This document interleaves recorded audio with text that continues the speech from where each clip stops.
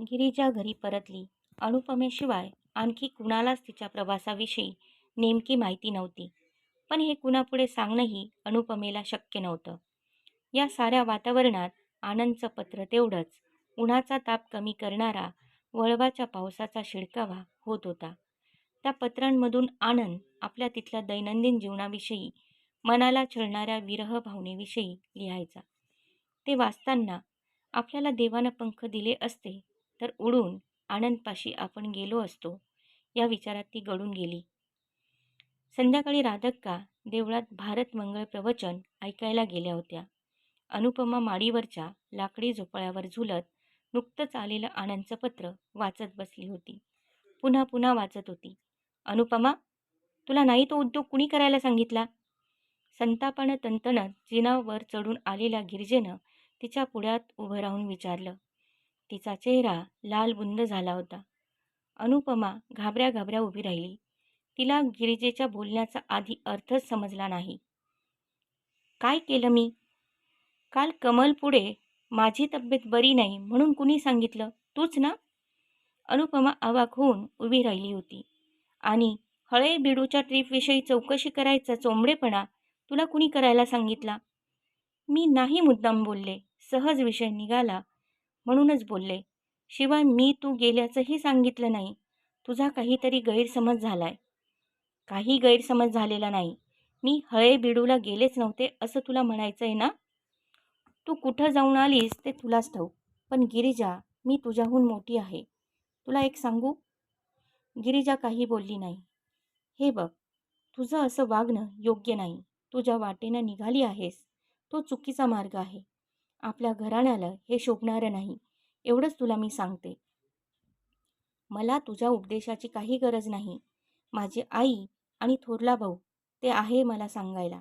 तुम्ही चार चौघांपुढे परक्या पुरुषांबरोबर प्रेमाचे प्रसंग रंगवता, तो मार्ग योग्यच म्हणायचा का?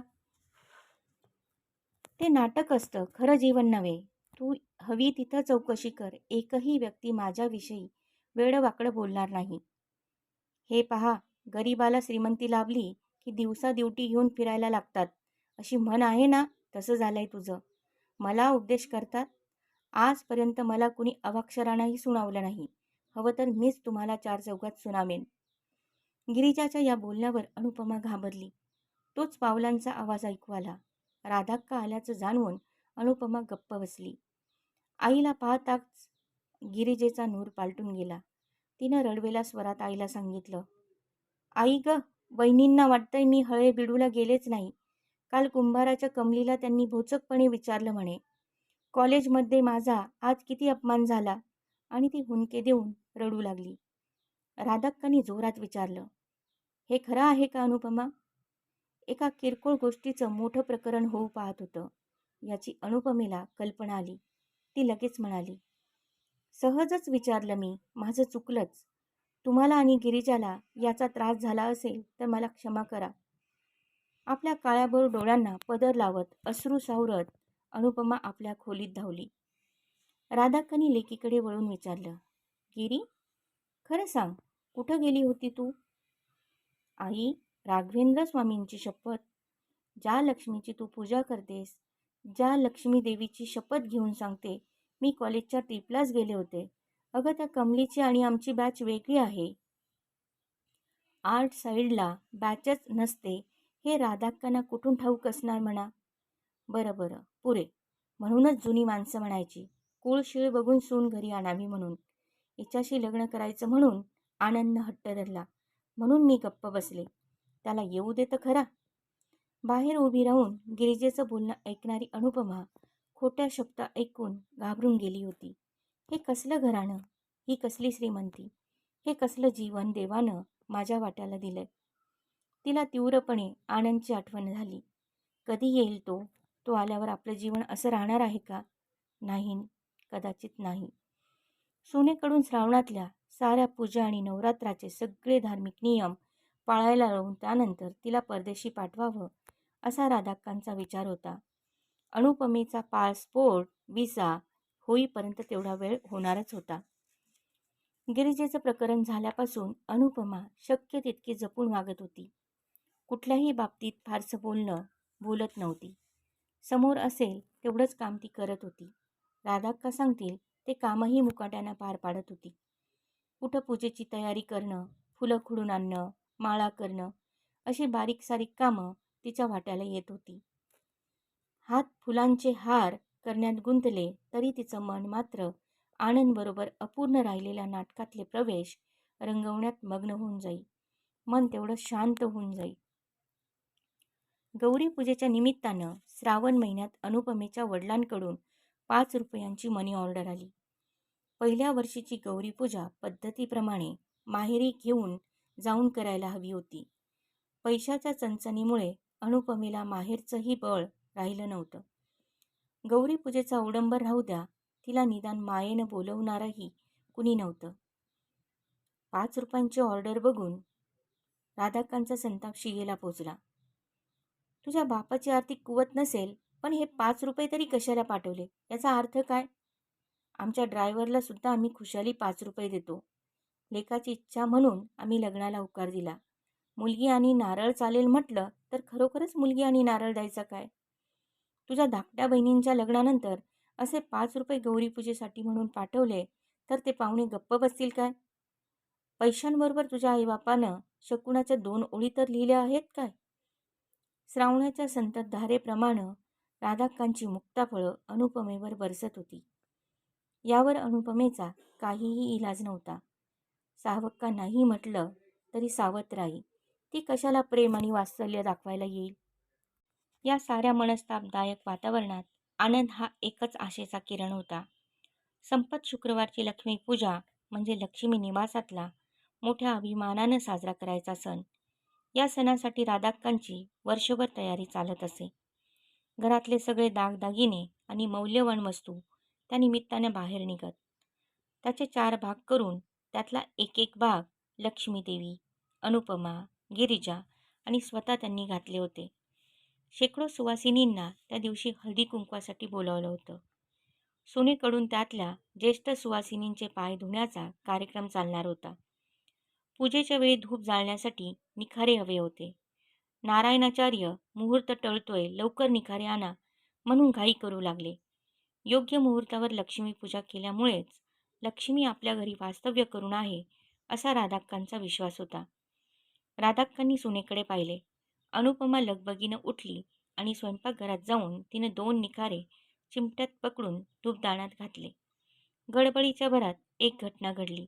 एक लालबुंद रसरशीत निखारा अनुपमेच्या पावलावर पडला. पावलाचा वरचा भाग पोळला. तरी अनुपमेनं निखारा पुन्हा धूपदाणात घातला आणि ती गडबडीनं बाहेर आली. पूजा संपली. पावलावरच्या जळलेल्या भागाची होणारी आग सहन न झाल्यामुळे अनुपमेनं त्यावर थंड पाणी ओतलं. तिला थोडं बरं वाटलं, पण पाणी ओतायचं थांबवल्यावर पुन्हा भगभग होऊ लागली. ती पुन्हा पाणी ओतत असताना बाहेरून राधाक्कांची हाक आली. अनुपमा, सगळेजण आलेत. फुलं द्यायची आहेत. कुठं गेलीस तू? बाहेर ये बघू पहिले.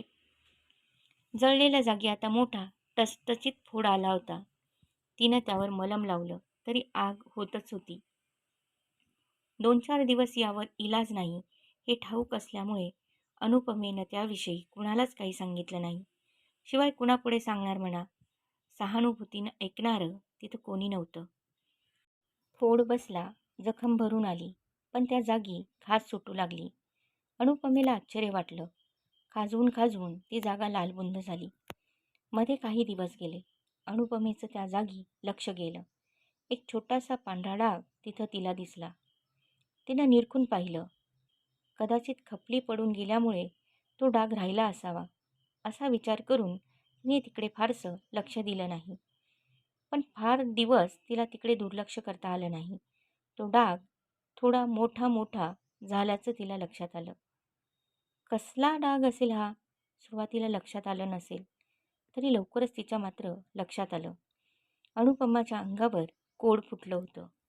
मनात तो विचार येताच अनुपमाला आपलं हृदयच थांबल्याचा भास झाला. तिच्या चेहऱ्यावरचे बदल राधाक्कांना जाणवले. पण त्यांना वाटलं नवऱ्यापासून दूर राहिल्यामुळे तिचा चेहरा उतरला असेल. त्यामुळे त्यांनी फारसं लक्ष दिलं नाही. त्याचवेळी शामण्णांचं पत्र आलं. त्यात वसुदेचं लग्न ठरल्याची बातमी होती. नवरा मुलगा लक्ष्मी कोऑपरेटिव्ह बँकेत क्लर्क असून आणखी 6 महिन्यानंतर लग्न असल्याचं त्यांनी कळवलं होतं. मुलाची आजी आजारी असल्यामुळे मुलगी पसंत पडल्याचं ज्या दिवशी समजलं त्याच दिवशी लग्नाच्या याद्याही केल्या होत्या. अनुपमेनं त्याबद्दल राग मानू नये असंही त्यांनी लिहिलं होतं. वसुदेचं लग्न ठरलं ही बातमी निश्चितच आनंदाची होती. साखरपुड्यासाठी बोलावलं असतं तरी त्यावेळी अनुपमा जाऊ शकली नसती. आपल्याला कुठला रोग झालाय, त्यावर काय उपाय करायचे या विवंचनेत त्या घेरली गेली होती. हा उपचार इतरांच्या नकळत झाला पाहिजे असे तिने ठरवले होते. अनुपमेनं त्याआधी कितीतरी कोड फुटलेल्या माणसांना पाहिलं होतं. त्यावेळी मनात कुठलीही तीव्र भावना नसायची. पण आता आपल्यालाच तो रोग झालाय म्हटल्यावर तिच्या मनात आलं, देवा, असा काय गुन्हा केलाय मी? कुणालाही केवळ शब्दानंही कधी दुखावलं नाही. मग कुणाचा शाप मला भोवला असेल? तेही आनंद गावात नसताना, अनोळखी सासरी राहत असताना. देवा, मला या रोगापासून मुक्त कर. आणखी कुठलाही आजार झाला तरी चालेल मला, पण हे कोड नको. सगळ्यांच्या नकळत डॉक्टरांकडे कसं जायचं हा एक मोठाच प्रश्न होता. घराबाहेर कुठं जायचं असेल तर दाराशी ड्रायव्हरसह गाडी उभी असते, म्हणजे राधाक्कांना समजणारच. घरी सांगायचं धैर्य नाही. घरच्या फॅमिली डॉक्टरांना दाखवणं म्हणजे रस्त्यानं जाणाऱ्या भूताला घरात बोलावून घेतल्यासारखा प्रकार होईल. अनुपमेची तगमग होत होती. याविषयी परदेशी राहणाऱ्या आनंदला लिहिणं शक्य नव्हतं. कुठल्या जन्मीचं पाप या जन्मी नशिबे आलं असेल. न दिसणाऱ्या देवाशी आणि दैवाशी अनुपमेचा वाद चालला होता. तो पांढरा डाग मात्र हळूहळू विस्तारत होता. अनुपमा दिवसेंदिवस रोड होत चालली होती. चिंतातूर वाटत होती. अगम्य भविष्यकाळात काय दडलंय याची चिंता करत होती. एक दिवस संध्याकाळी गिरीजा घरात नसताना तिनं राधाक्कांना सांगितलं, मी हॉस्टेलकडे जाऊन येते. मैत्रिणींना भेटून येते. खूप दिवस झाले त्यांना भेटली नाही. राधाक्कांनी परवानगी दिली. बरं, तासाभरातच येशील ना? संध्याकाळी मलाही पुराण ऐकायला जायचं आहे. मला गाडी लागेल. तुला आणायला पुन्हा ड्रायव्हर येईल हवं तर. अनुपमेनं हीच संधी पकडत म्हटलं, नको, तुम्हाला कशाला उगाच त्रास. मी येईन माझी माझी बसनं. बरं, पण फार अंधार करू नकोस परतायला. लवकर ये. अनुपमानं घाबरतच सिटी बस धरली. कॉलेजमध्ये असताना तिनं अनेक डॉक्टरांच्या नावाच्या पाट्या वाचल्या असल्या तरी प्रत्यक्षात त्यापैकी कोणाचीच ओळख नव्हती. आता एखादा डॉक्टर, तोही चांगला, शोधायचा आणि सगळ्यांच्या नकळत त्याला जाऊन भेटायचं. अनुपमाला या प्रकारच्या चोरटेपणाचा आधीपासूनच राग होता, पण आता तिचा नाईलाज होता. डॉक्टर राव, त्वचारोगतज्ञ असा बोर्ड दिसताच तिची पावलं अभावितपणे त्या दिशेला पडली. बाहेरच्या हॉलमध्ये 5-6 रुग्ण बसले होते. एका रुग्णाच्या शरीरावर मोठे मोठे फोड दिसत होते. आणखी एका रोग्याच्या अंगाचा काही भाग तो खाजवत होता. आणखी काही रुग्णांच्या आजाराचं स्वरूप प्रथमदर्शनी लक्षात येत नव्हतं.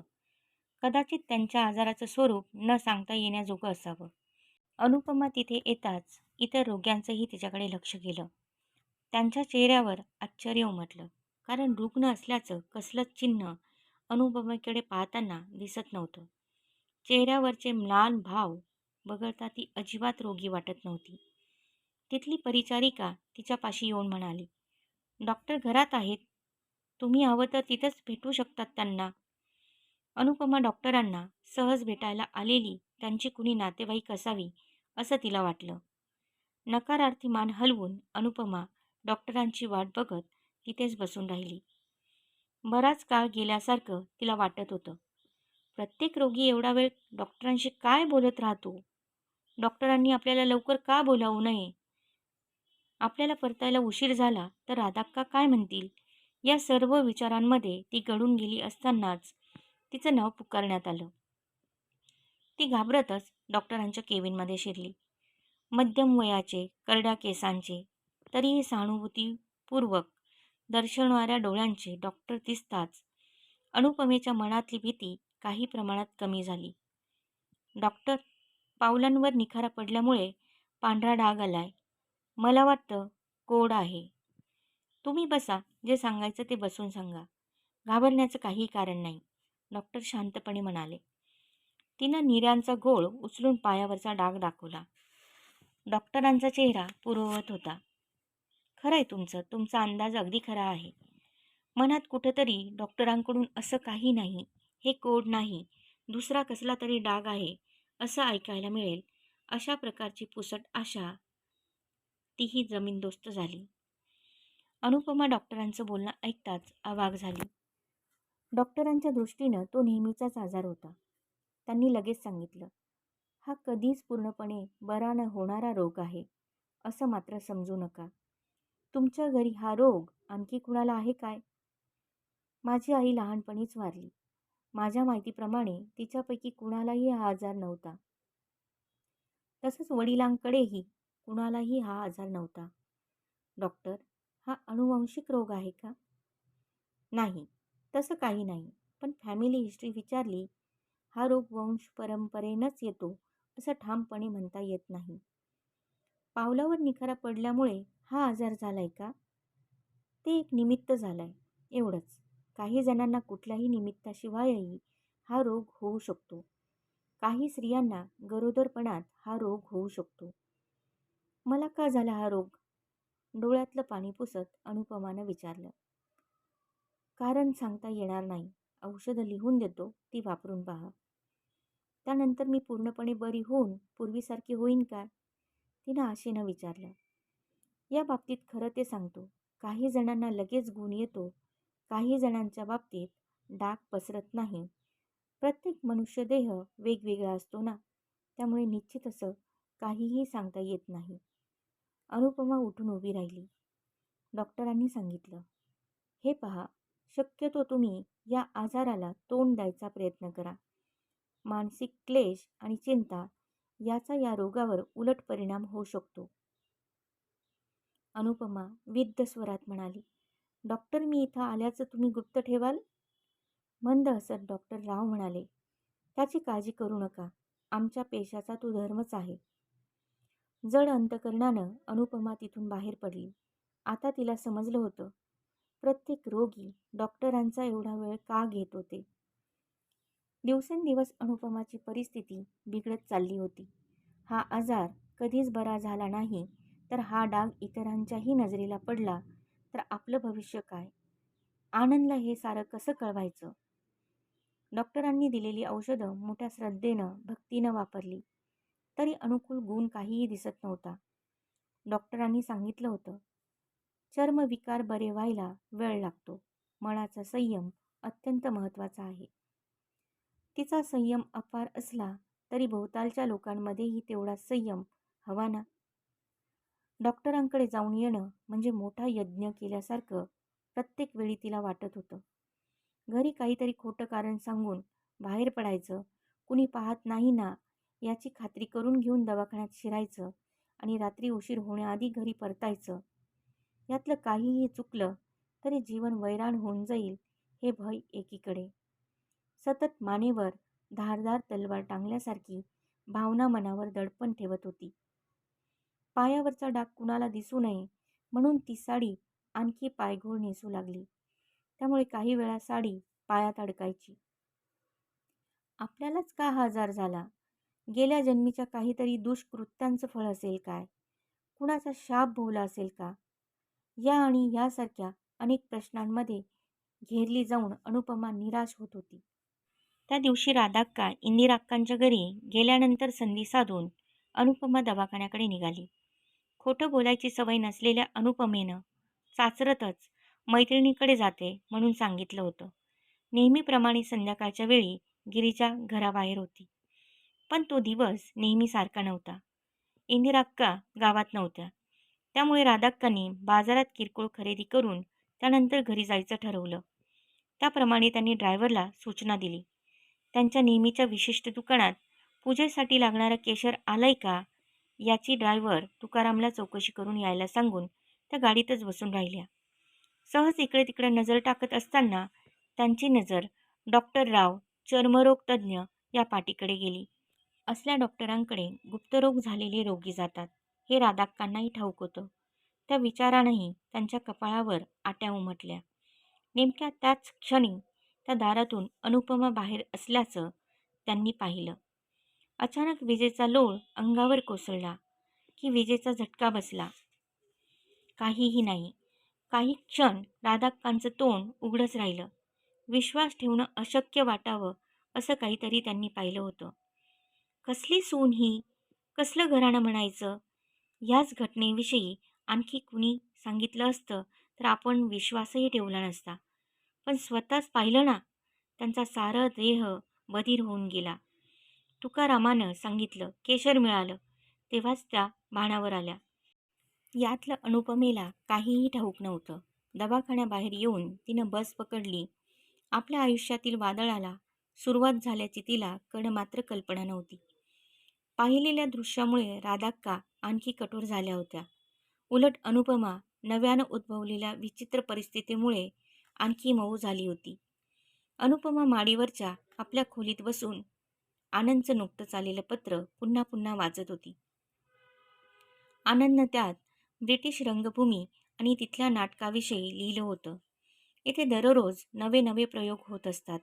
इथली रंगभूमी सतत काही ना काही घडल्यामुळे गाजत असते.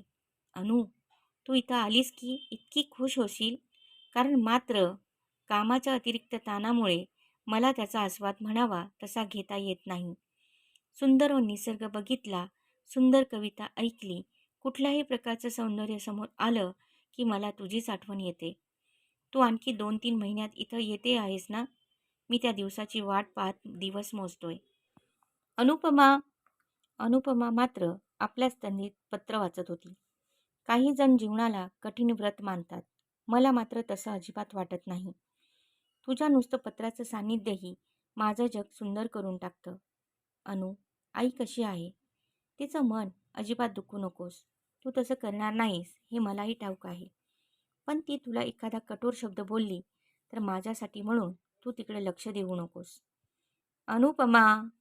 राधाक्कांच्या हाकेनं आता अनुपमा भानावर आली. त्या हाकेत भरलेला दाह तिला चटकन जाणवला. अनुपमा गडबडीनं उठली. तिच्या अपेक्षेपेक्षा आज राधाक्का लवकर घरी परतल्या होत्या. तिनं जिन्यावरूनच आले असं म्हटलं. का? मैत्रिणीकडे गेली नाहीस की बाजारात जाऊन आलीस? राधाक्कानं वकिली पद्धतीनं प्रश्न टाकले. काहीतरी घोटाळा झाल्याचं लक्षात आलं. तशी अनुपमा आणखी गडबडली. खाली ये आधी.